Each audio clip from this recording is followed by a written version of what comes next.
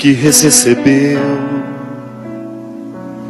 Quando alguém é um rio que gera um oceano, não há nenhum tirano que arranque o que é seu. Um ventre, quando se transforma em um santuário, é revolucionária meu modo de ver. Ninguém vai do parto ao santuário sem saber porquê. Tem que ter a luz da humildade, cumplicidade, amor e revelia. Ninguém vai e torna a mãe da cristandade sem a santa ousadia. Olhos que velaram pelo sono de Adonai, clareai o mundo, mãe, iluminai. Cada vez que um de nós se vê tentado pela insana covardia. Divina Mãe, estrela luminosa, que perpetuou Belém, guerreira mãe dos dias de trevas nas ruas de Jerusalém. Olhai por nós nas horas de tristeza, nos momentos e derramai a poderosa força de vontade em nosso coração.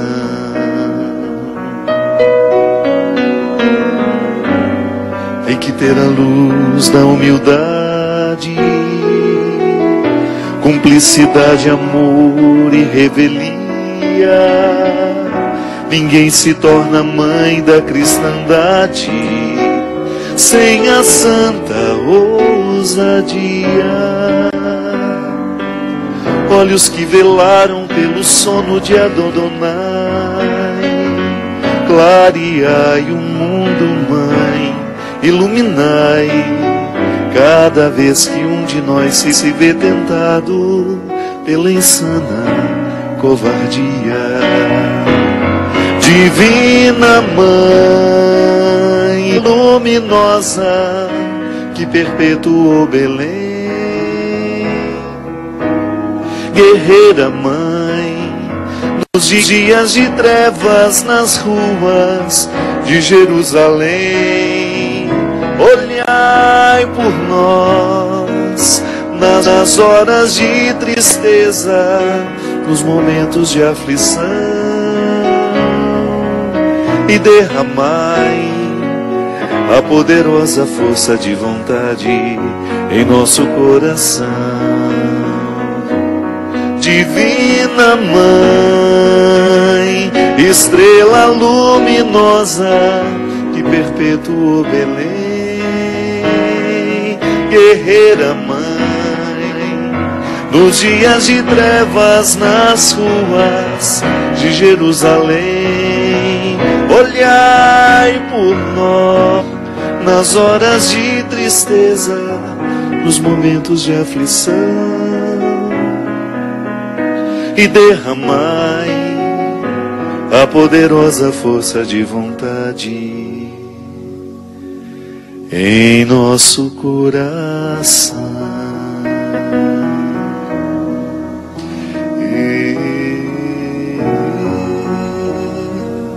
Muito boa noite, é com muita alegria que nós começamos mais um programa de direção espiritual. Hoje invocando essa certeza de que quando nós estamos movidos pela força de vontade, tudo fica mais resistente dentro de nós.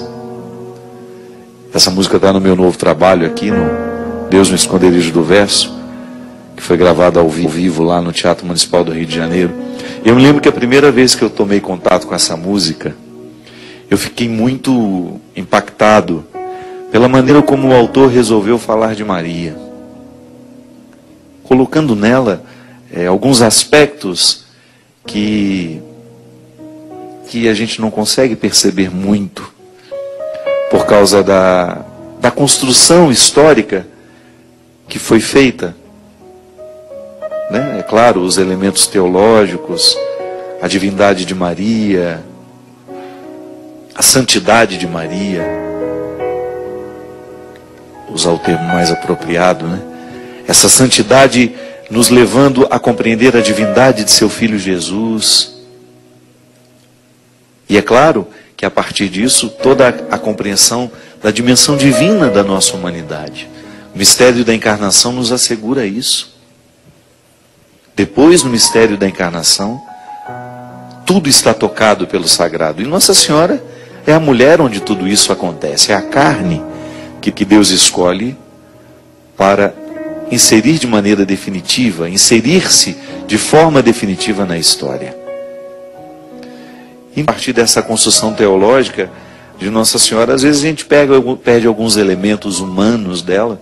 Aliás, esse é um problema que às vezes a gente vê dentro do contexto da Mariologia, as pessoas esquecerem a humanidade de Maria, que é tão importante isso para nós.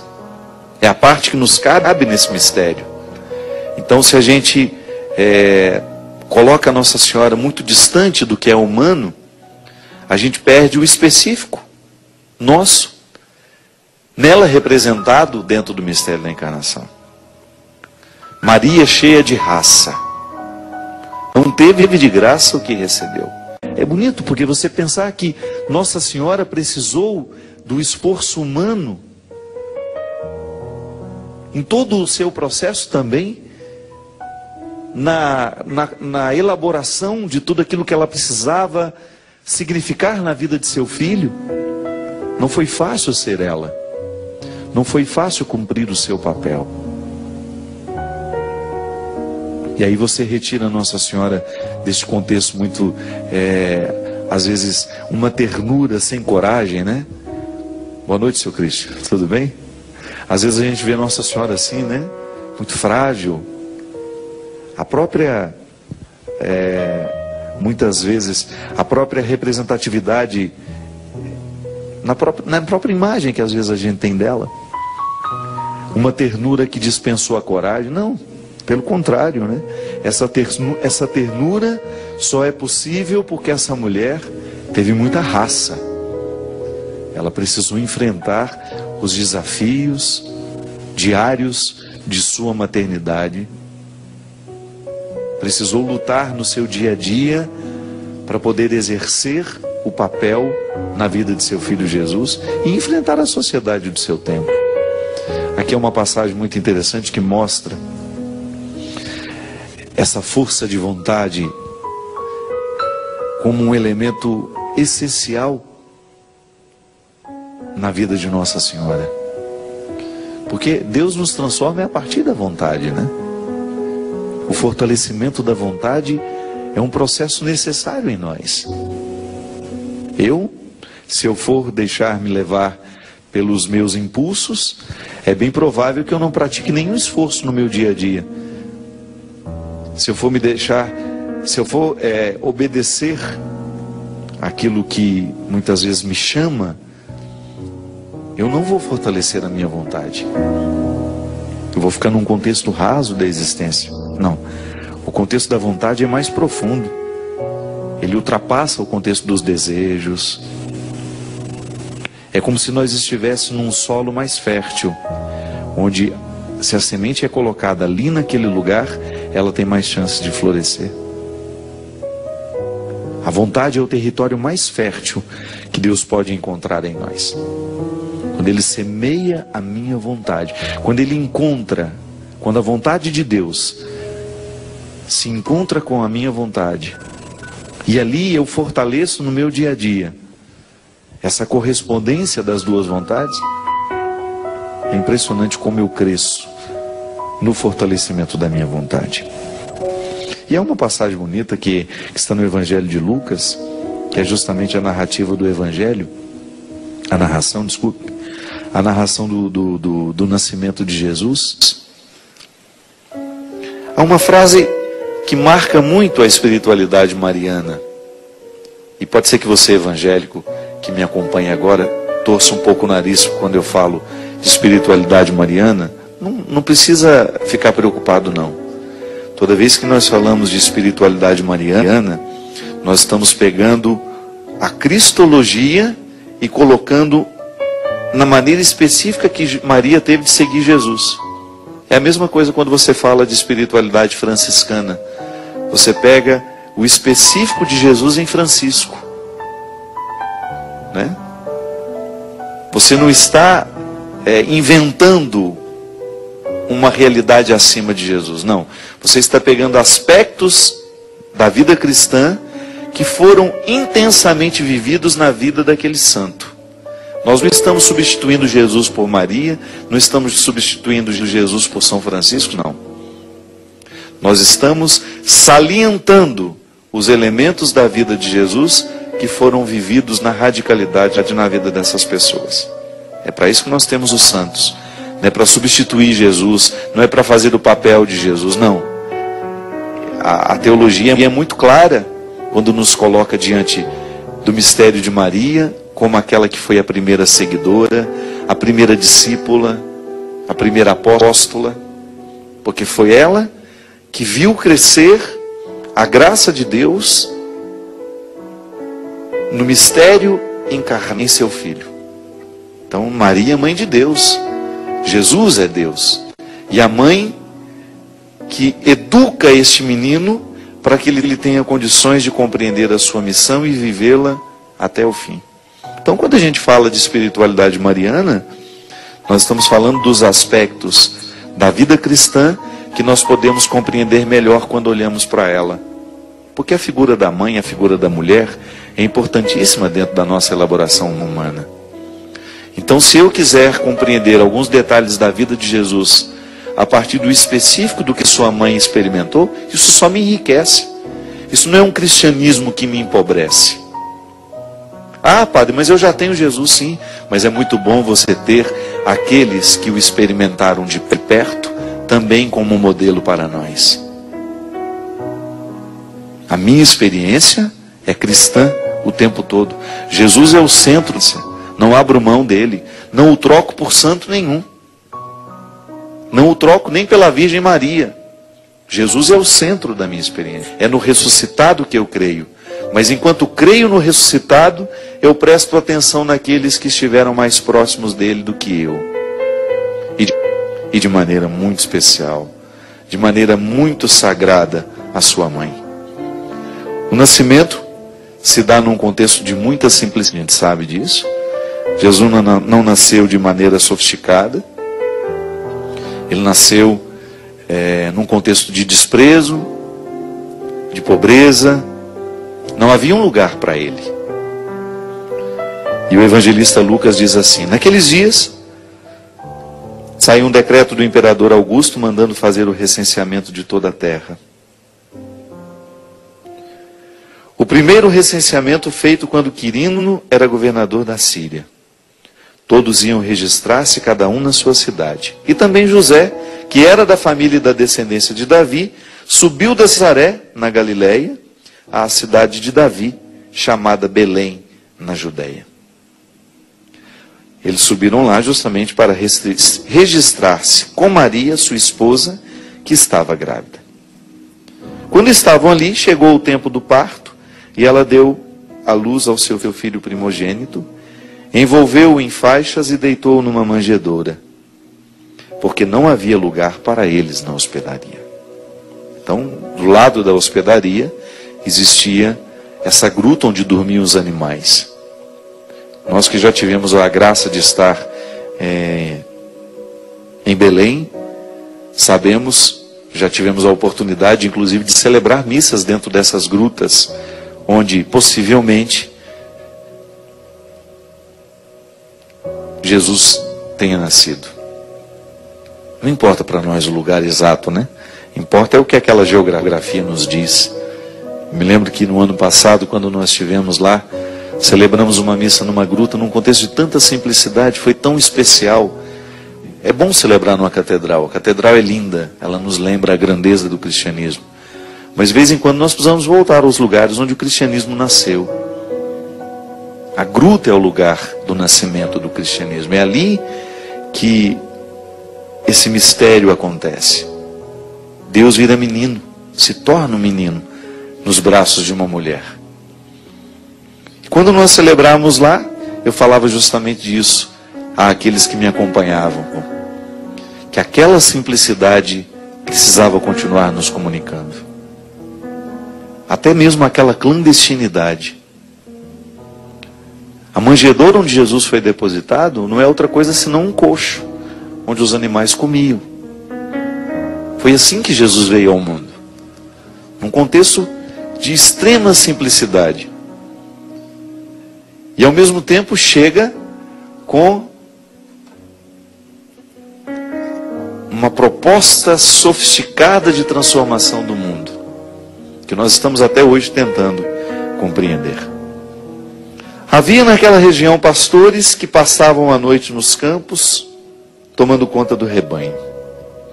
Um anjo do Senhor lhes apareceu, e a glória do Senhor os envolveu de luz. Os pastores ficaram com muito medo. O anjo então lhes disse: não tenhais medo, eu vos anuncio uma grande alegria, que será também a de todo o povo. Hoje na cidade de Davi, nasceu para vós o Salvador, que é o Cristo Senhor. E isso vos servirá de sinal. Encontrareis um recém-nascido envolto em faixas, deitado numa manjedoura. De repente juntou-se ao anjo uma multidão do exército celeste, cantando a Deus. Glória a Deus no mais alto dos céus, e na terra paz aos que são do seu agrado. Quando os anjos se afastaram deles para o céu, os pastores disseram uns aos outros: vamos a Belém, para ver o que aconteceu, segundo o Senhor. Foram, pois, às pressas a Belém, e encontraram Maria e José, o recém-nascido, deitado na manjedoura. Quando o viram, contaram as palavras que lhes tinham ditas a respeito do menino. E todos os que ouviram os pastores ficaram admirados com aquilo que contavam. Maria, porém, guardava todas essas coisas, meditando-as no seu coração. Os pastores retiraram-se, louvando e glorificando a Deus por tudo o que tinham visto e ouvido, de acordo com o que lhes tinha dito. Quando a gente fala que essa frase é importante no contexto da espiritualidade mariana, que Maria guardava todas essas coisas no coração, na verdade nós estamos recordando uma virtude dessa mulher que é fundamental para a gente na experiência do nosso cristianismo. Quando o evangelista diz que Maria guardava, ele está justamente se referindo a uma maneira muito particular de contemplar os acontecimentos. Tá certo que a contemplação pedirá sempre de nós uma calma, uma serenidade. Não é possível contemplar uma paisagem na pressa. E é interessante porque Maria não está dispensada desta dimensão humana.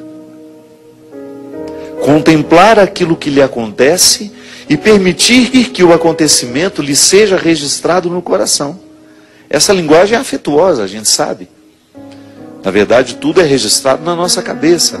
Mas aqui o evangelista está se utilizando de uma linguagem amorosa, justamente porque nós sabemos que o coração significa isso.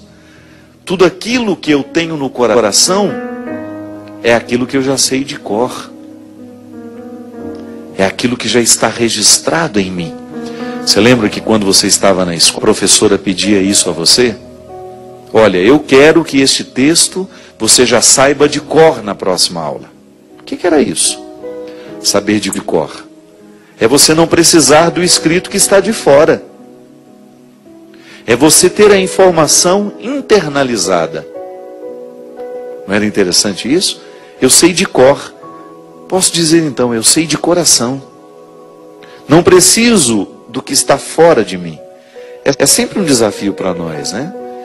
Permitir que a Sagrada Escritura, por exemplo, deixe de ser uma estrutura de um livro que está externo externa a mim, mas eu quero que essa palavra esteja no funcionamento da minha mente, no funcionamento do meu coração. Foi justamente o que Maria nos ensinou desde o início. Uma mulher que prestou atenção em tudo o que dizia respeito ao seu filho, porque ela queria saber de cor. Porque se ela não tivesse prestado atenção, se ela não tivesse guardado essas coisas, ela não teria sido a primeira discípula. A condição de discípulo requer, antes de qualquer coisa, a contemplação. A capacidade de prestar atenção no mestre, a capacidade de ouvi-lo e de internalizar o que ele está dizendo. Minha gente, esse menino no colo já lhe comunicava. Esse menino recém-nascido já estava provocando reações. Os pastores aqui significam justamente o mundo, toda a estrutura do mundo que já está começando a tomar conhecimento da decisão definitiva de Deus de entrar na história. É interessante essa representatividade. Os pastores chegando, representando o mundo todo, que a partir daquele momento vai começar a ouvir a falar de Jesus. E Nossa Senhora registrando tudo isso no seu coração, como uma discípula atenta, como aquela que está observando para saber de cor. Eu, no meu dia a dia, eu preciso ter esse evangelho de cor. Não no sentido de sabê-lo decorado, mas no sentido de tê-lo internalizado. Por isso que eu dizia para vocês que essa expressão tão especial dentro da espiritualidade mariana, Maria ouvia e guardava tudo isso no seu coração, é fundamental para nós. O cristianismo não é possível quando nós não registramos no coração. De nada vale eu ter uma prática externa, de nada vale eu ter os conceitos todos muito claros, se eles não estão registrados dentro de mim, lá no mais íntimo do meu ser. Não é o exterior que nos identifica como cristãos, mas é aqui no registro do coração. Às vezes eu fico pensando que nas estruturas do mundo em que nós estamos situados, será cada vez mais um desafio ser cristão. Porque o mundo, ele dificulta esse guardar no coração. Nós somos muito jogados para fora o tempo todo. São poucas as situações que nos jogam para dentro. São poucas as situações que nos estimulam um olhar demorado sobre nós, né? Como nós somos dispersos, como vivemos dispersos no dia a dia. Como é que nós queremos construir uma espiritualidade no meio de tanta dispersão? Se nós não quebrarmos as regras da dispersão, nós não vamos viver esse benefício que Maria viveu. Os outros na história do cristianismo viveram porque observaram nela essa virtude de guardar todas as coisas no coração, de contemplar os acontecimentos, de contemplar os fatos e de extrair de tudo isso um aprendizado ali que vai lhe estruturando a personalidade, o seu jeito de ser, configurando-lhe a esse modelo que é Jesus. Distante desta contemplação, a nossa vida espiritual não tem sustento. Se nós não vivemos a dinâmica dessa espiritualidade mariana, de ter um olhar que recolhe o mundo para dentro de si, que o metaboliza da mesma maneira como nós metabolizamos o alimento, né? Porque quando você come, o que acontece? Seu organismo começa a metabolizar.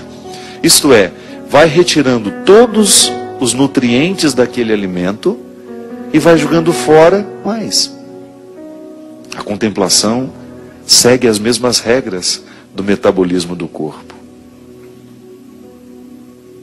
eu também vou julgando para dentro de mim imagens, palavras, acontecimentos. E eu vou metabolizando isso, isto é, vou retirando os ingredientes que me nutrem, tudo aquilo que possa ser saudável à minha vida, e naturalmente vou expulsando o que não me edifica, o que não me faz bem. Isso é guardar tudo no coração. Isso é você começar a ter uma vida espiritual pautada nessa dinâmica da espiritualidade mariana. De ser um contemplativo nos dias de hoje, apesar de todos os desafios, de toda a dispersão que nos envolve. Você contemplar o menino que está sendo oferecido na gruta de Belém, perceber o que ele tem a lhe dizer, observar chegam as palavras que dizem, compreender que tudo isso, todo esse mistério da encarnação está justamente para vir fortalecer-nos. E essa graça de Deus atuando em nós, fortalecendo a nossa vontade, fortalecendo cada vez mais a nossa coragem de escolher o que nos edifica e dispensar o que nos prejudica. O exemplo de Maria é para nós, será sempre para nós, o exemplo da simplicidade. Não precisa ter estudado muito para entender isso aqui. É por isso que é tão acessível ao coração do simples. Guardar todas as coisas no coração. Observar o que as coisas hoje estão nos dizendo. Porque às vezes é assim, né? Nós perdemos uma oportunidade preciosa de aprender com os pais. Nós perdemos uma oportunidade preciosa de aprender com os sofrimentos. Porque a gente não tem a capacidade de guardar as coisas no coração. A gente não sabe fazer isso. Estamos dispersos demais. Não temos o silêncio de Maria. Volto a dizer, que não para nele mesmo. A quietude de Maria, que é uma quietude corajosa. O silêncio de Maria, que é encorajador. Ele nos coloca na perspectiva de conhecer Jesus. Quanto mais eu me disponho a viver essa espiritualidade mariana, que é da quietude e da contemplação, muito mais eu vou tendo condições de compreender e conhecer o seu Filho Jesus. Porque Maria não nos retém nela. Passamos por ela, conhecemos a sua graça, conhecemos a sua santidade e naturalmente somos conduzidos ao coração de seu Filho Jesus. Nós vamos para um rápido intervalo e a gente volta já já com o programa de uma direção espiritual. Estamos de volta com o programa Direção Espiritual. Muito obrigado, você que participa conosco, você que nos acompanha, que nos divulga. A Canção Nova funciona assim. A partir do momento que um coração é tocado, ele naturalmente vai contar a uma outra pessoa do benefício que encontrou aqui, e assim nós vamos ficando conhecidos. A obra de Deus, ela não conta com muitas propagandas, né? Mas é o coração convertido que vai anunciando ao outro. Igual a história da samaritana, que faz uma experiência de Jesus e depois vai contar aos que passarem pela vida dela sobre aquilo que ela havia experimentado com Jesus na beira do poço. A Canção Nova funciona assim. E nós agradecemos sempre a todas as pessoas que tornam esse instrumento de evangelização possível. Queria falar que aqui está o meu novo trabalho, Deus Verso, gravado no Teatro Municipal do Rio de Janeiro. Aqui hoje nós só temos o CD, o DVD a gente sabe onde guardou, está em algum lugar aqui. Eu levei para casa de volta, né? Mas você também tem o DVD e você pode comprar aqui na Canção Nova. Além de você ter a oportunidade de ter eu prometo a você que o trabalho está bonito, que tem boas músicas, que vão fazer bem ao seu coração. Você vai ter a oportunidade de ajudar a Canção Nova. Toda vez que você compra um produto aqui, através do telefone que aparece na sua tela, 0 operadora 12 31 86 2600. 12 31 86 2600. Você comprando aqui, você ajuda a Canção Nova a manter tudo no ar, tudo acontecendo. São muitos veículos de comunicação. É a televisão, é o rádio, é a internet, além de todas as obras sociais que a Canção Nova também tem, sobretudo aqui em Cachoeira Paulista, obras essenciais que fazem uma ajuda direta àqueles mais necessitados. Temos também aqui o livro Quando o Sofrimento Bater à Sua Porta, numa nova edição. Se você conhece alguém que está passando por um momento difícil, de sofrimento, é uma leitura que pode ajudar muito. Tenho acompanhado, desde o lançamento desse livro, os muitos testemunhos de pessoas que foram agraciadas, modificadas por causa de uma leitura. Eu acredito nisso, né? O livro muda uma vida de uma pessoa. O livro é uma oportunidade que a gente tem de fortalecer a nossa vontade. A gente falava aqui no início do programa que o fortalecimento da vontade é essencial para que Deus tenha a oportunidade de agir em nós. Aliás, a vontade fortalecida já é a própria ação de Deus em nós. Santo Agostinho dizia que todo o esforço humano só é possível porque existe um esforço que antecede. É o amor de Deus, é a graça nos sustentando. Até quando eu amo, eu preciso do amor que me ama primeiro. Então, quando eu faço um esforço para fortalecer a minha vontade, eu já estou no influxo da graça. Já estou movido pela graça. Isso é tão radical para Santo Agostinho, que ele dizia que até para eu me arrepender de um erro, eu já preciso estar visitado pela graça. Então, sempre que eu falo que preciso fortalecer a minha vontade, eu já estou assumindo essa participação de Deus na minha vida. E é por isso que a vida mística, minha gente, ela é a dinâmica de todo dia, de toda hora. Que às vezes a gente quer separar as coisas, né? Acha que rezar é você criar aquele momento para estar com Deus, entra dentro de uma igreja, ou fecha no quarto, vai fazer a sua oração. Tá certo, isso faz parte da vida mística. Mas você não se esqueça que tudo na vida místico é crescimento, é busca de fortalecimento dessa vontade. Para isso que a gente faz jejum, para isso que a gente faz penitência, é para fortalecer a vontade. Porque seria muito mesquinho, né? Você ficar imaginando que Deus fica feliz quando você deixa de comer isso, quando deixa de comer aquilo, só por deixar. Não.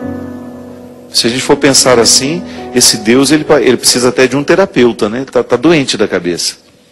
Que fica se alegrando com o sofrimento dos outros. Não. Você como pai, você fica feliz quando você vê o seu filho sacrificando-se para verdadeiramente crescer. Você não fica feliz só por vê-lo fazer o sacrifício. Você fica feliz porque sabe que daquele sacrifício vai gerar um fruto. Vai ter um futuro melhor por causa daquele sacrifício. É como quem precisa emagrecer, que faz o sacrifício de não comer aquilo que quer, que às vezes nem é o que precisa, né? Faz o sacrifício de não comer aquele doce, aquele queijo gordo, aquilo que você sabe que vai só lhe prejudicar na sua dieta, porque você tem um futuro mais leve. Tá bom, então eu abro mão de comer tudo que eu quero hoje, vou comer menos, vou comer com mais disciplina, vou comer mais corretamente, vou inserir uma atividade física na minha vida, porque eu sei que daqui a um tempo o meu corpo agradecerá e viverá um resultado muito satisfatório. É assim que Deus fortalece a nossa vontade. Quando a gente pratica o sacrifício, a renúncia, o esforço, sempre auxiliados pela graça de Deus. Volto a dizer, nenhum esforço humano é possível se não está amparado anteriormente por esse amor que nos antecede, por esse Deus que já decidiu antes de nós que Ele quer o nosso melhor. Então, quando eu faço uma leitura, quando eu me coloco na perspectiva de colocar na minha mente uma reflexão que possa me tornar uma pessoa melhor, mais consciente, eu estou ajudando a fortalecer essa vontade. Quer viajar comigo, Bruno? Nós vamos para a Polônia. Vamos fazer uma peregrinação neste ano da misericórdia, ano jubilar. Nós faremos uma bonita experiência de visitar a terra da misericórdia, passando também pela República Tcheca, e depois, ao final da viagem, depois de passar pela Polônia, nós vamos na Alemanha visitar o santuário de Nossa Senhora Mil Vezes Admirável. Vai ser de 18 a 30 de outubro. Então você tem a oportunidade de se planejar, de repente tirar umas férias, começar a fazer a programação da sua viagem aqui com a Canção Nova e com a Obra de Maria, que também são formas que nós temos de ajudar essa obra a se manter. Ligue para nós aqui, descubra quais são as condições para você fazer essa viagem. Você vai ser bem atendido, pode ter certeza, e quem sabe será a oportunidade que você terá de conhecer a Terra da Misericórdia e de fazer esse retiro espiritual durante esses 12 dias, porque a peregrinação não é outra coisa senão um retiro espiritual. Claro, com muita alegria, porque você vai ter a oportunidade de conhecer pessoas muito interessantes, pessoas muito especiais, que estão também fazendo a mesma busca que nós. Temos aqui a agenda de maio. No dia 20 de maio eu estarei em Santos. No dia 21 nós teremos 2 sessões de shows em Aracaju. E no dia 27 de maio nós estaremos em Limeira, São Paulo. E no dia 28 em Sumaré. E aí, seu Cristian, tudo certo? Tudo certo com você? Muito obrigado pela sua presença, pela sua participação aqui comigo mais uma vez. A Maria do Socorro escreveu e ela falou justamente um aspecto interessante desse que nós estávamos falando anteriormente. Ela disse: Padre Fábio, eu tenho muita dificuldade de lidar com os problemas da vida. Muitas vezes eu os encaro como prejuízo e fico muito distante dessa perspectiva que vocês sempre apontam, que ele pode ser favorável ao meu crescimento. Sempre que sou emparedada pelo sofrimento, não me vem outra coisa senão a ideia de estar vivendo um prejuízo. Por favor, me ajude a refletir sobre isso e quem sabe, com suas palavras, eu possa ressignificar tudo isso na minha cabeça. Maria do Socorro, primeiramente, muito obrigado pela sua partilha, pela oportunidade que a gente tem de ajudar muitas pessoas através da sua pergunta, porque é sempre assim que funciona, né? Muitas pessoas certamente vivem o mesmo conflito com você. Eu, particularmente, também tenho isso. Em muitos momentos da minha vida, eu olho para aquilo que eu estou precisando enfrentar e não consigo ver uma perspectiva positiva daquilo que como você bem diz, do emparedamento que às vezes o sofrimento faz com a gente. Nem sempre a gente tem a sabedoria de perceber que aquele momento é favorável. Às vezes é só o tempo que vai nos revelando isso. Agora, a gente precisa ter naquela hora uma serenidade, uma postura, pelo menos, que possa favorecer o florescimento deste aprendizado. Nós falamos que Nossa Senhora tinha essa virtude de contemplar as coisas e guardar no coração, sobretudo aquilo que ela não sabia compreender. Porque também existiam coisas que escapavam à sua compreensão. Na nossa vida nós precisamos o tempo todo articular realidades que nós entendemos e outras que não. E o sofrimento será sempre um mistério para nós. De vez em quando a vida nos coloca numa situação e a gente não tem para onde ir. E nós precisamos resolver aquele conflito ali, a gente precisa continuar em pé.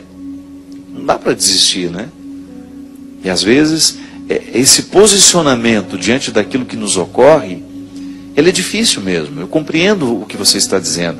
Porque experimento isso na minha vida. Diariamente preciso buscar sabedoria para eu dar conta de administrar as dificuldades que me acontecem. Aqui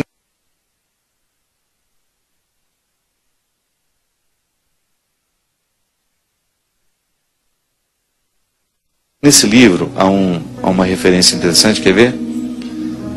Tem uma poesia do Carlos Drummond de Andrade em que ele fala, em que ele aqui eu achei. E agora, José, já ouviu esse poema? É um momento justamente em que esse personagem criado por Drummond de Andrade, que na verdade é um pouco de cada um de nós, é colocado diante de uma situação que ele precisa administrar. Está aqui no livro. Ó. Existem algumas formas de sofrimento que parecem nos colocar diante de um beco sem saída. Como você mesmo está dizendo, marido Carlos.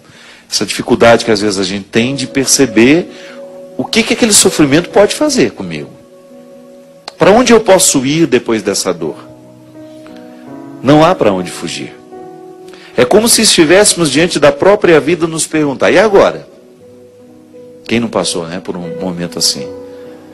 Em que você só tem essa pergunta, e agora? O que eu faço com tudo isso?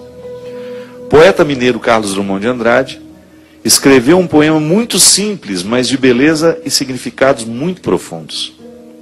O poema gira em torno de inúmeras perguntas, todas elas endereçadas a um tal José. A universalidade do nome, né? Porque José é um nome que talvez todos nós temos um José dentro de casa. Então é uma forma de dizer, todo mundo é um pouco José. A universalidade do nome nos permite pensar que Drummond queria colocar toda a condição humana diante daqueles questionamentos.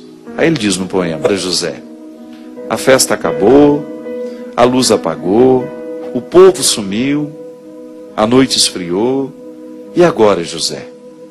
E agora você?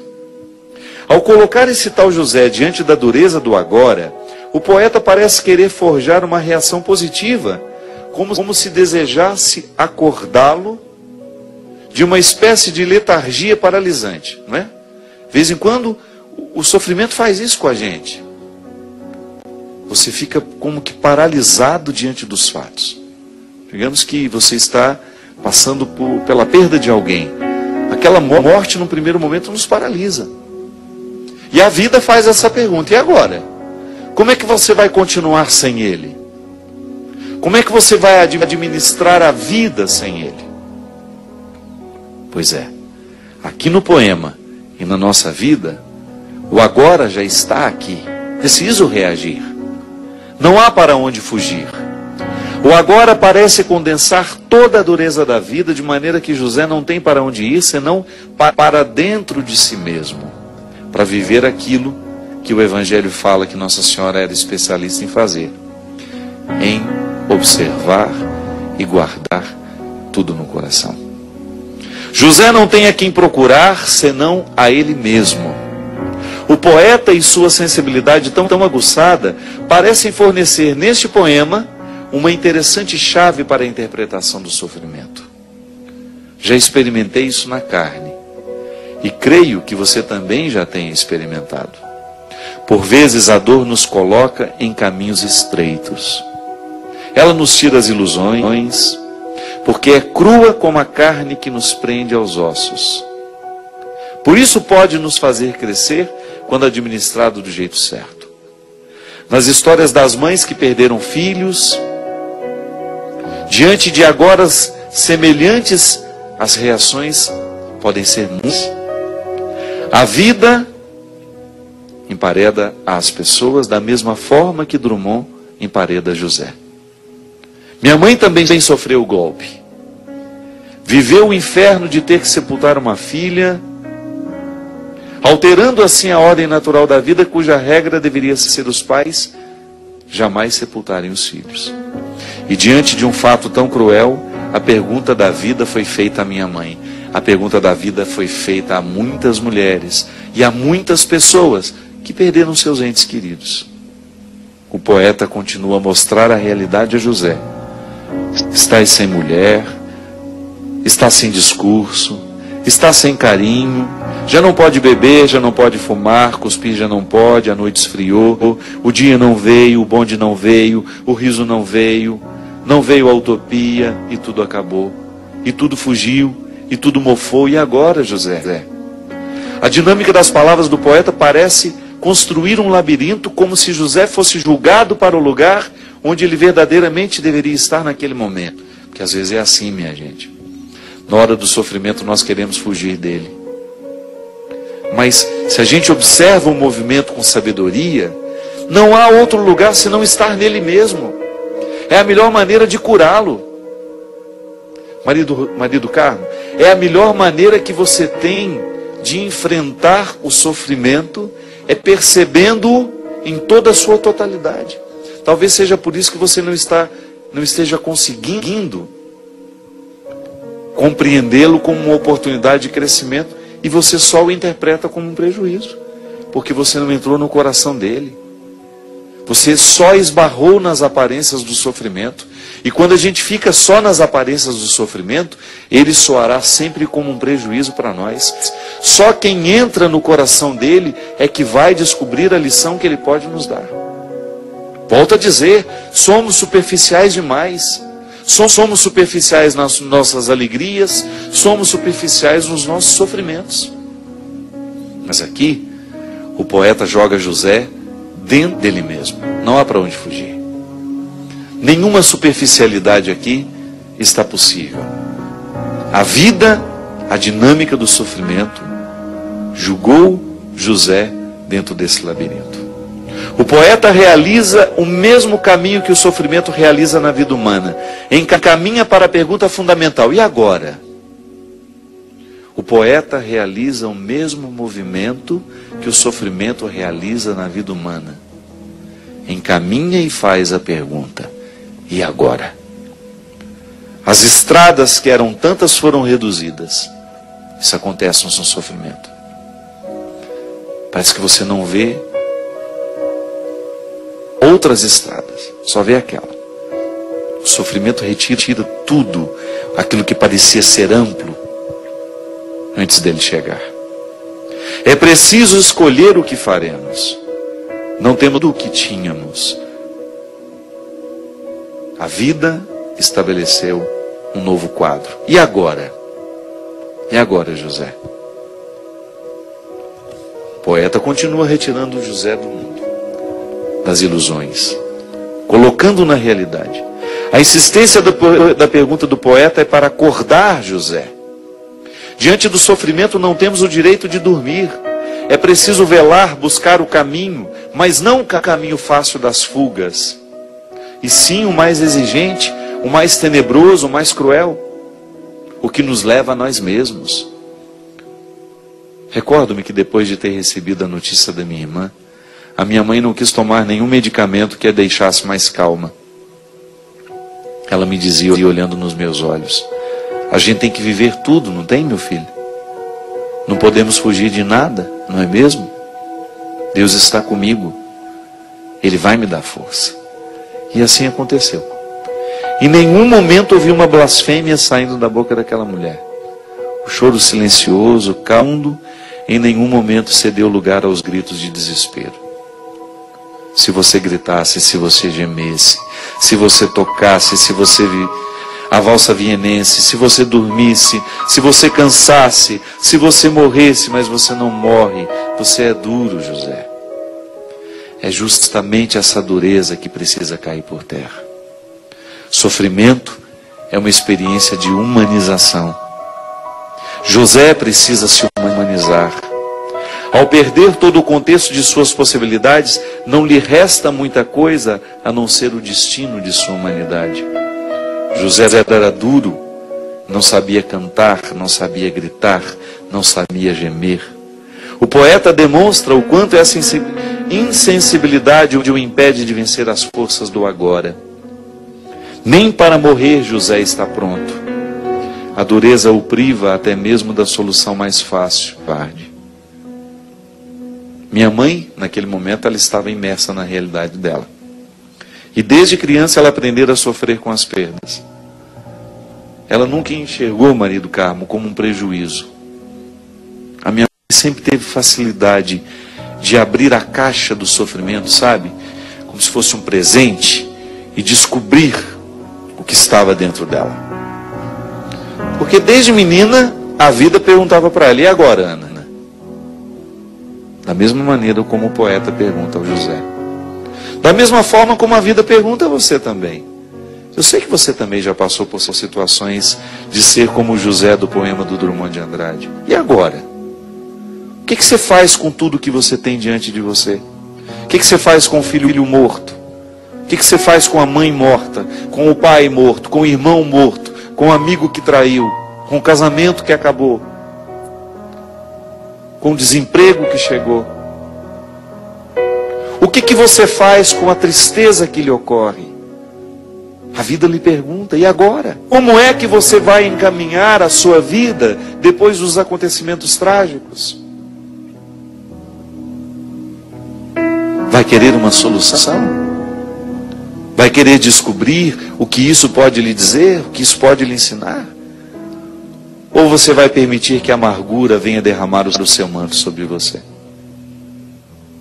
Porque sim, quando nós não cuidamos, eu vou deixar o poema para você continuar lendo em casa, viu? A reflexão sobre ele. Porque é assim, quando nós não temos a coragem de abrir a caixa do sofrimento e aprender com tudo aquilo que está ali dentro, ele pode se tornar amargura em nós. Aí a amargura paralisa, não deixa ir adiante. Não deixa a gente crescer. É por isso que é tão interessante, é tão nobre da nossa parte, olhar nos olhos de todas as realidades, contemplá-las, da mesma maneira, com a mesma profundidade com que Nossa Senhora fazia, e procurar aprender com elas. Não se desespere diante daquilo que a vida está lhe oferecendo. Antes do desespero, faça a pergunta certa. E agora? O que você pode fazer daquilo que a vida lhe fez? E agora? O que você pode aprender com essa traição? O que você pode aprender com essa morte?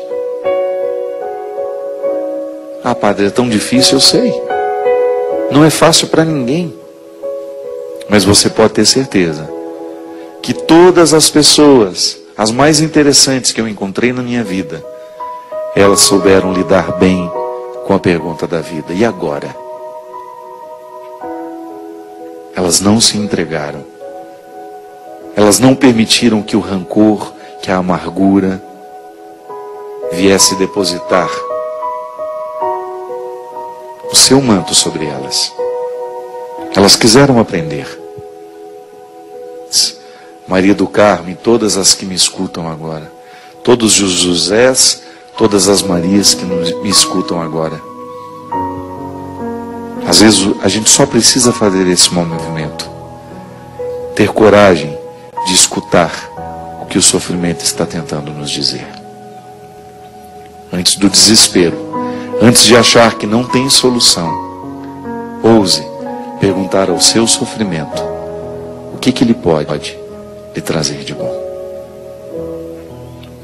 Eu espero, desejo, no fundo do meu coração, que Deus lhe ajude a conviver com Ele. Que Deus lhe ajude a conviver com a sua dor, com o seu desconforto. Nesse desconforto, você se torne uma pessoa melhor. Porque sim, o sofrimento tem o poder de nos educar, de nos fortalecer, de nos tornar maiores. Derrame sobre você, sobre o seu sofrimento, sobre a sua dor, a bênção e a proteção do céu, do Deus Todo-Poderoso, Pai, Filho e Espírito Santo. Amém. Até a semana que vem, se Deus quiser.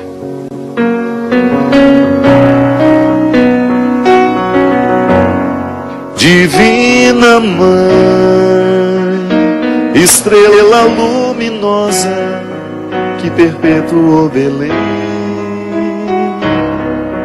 guerreira Mãe, nos dias de trevas nas ruas de Jerusalém, olhai por nós nas horas de tristeza, nos momentos de aflição, e derramar a poderosa força de vontade em nosso coração.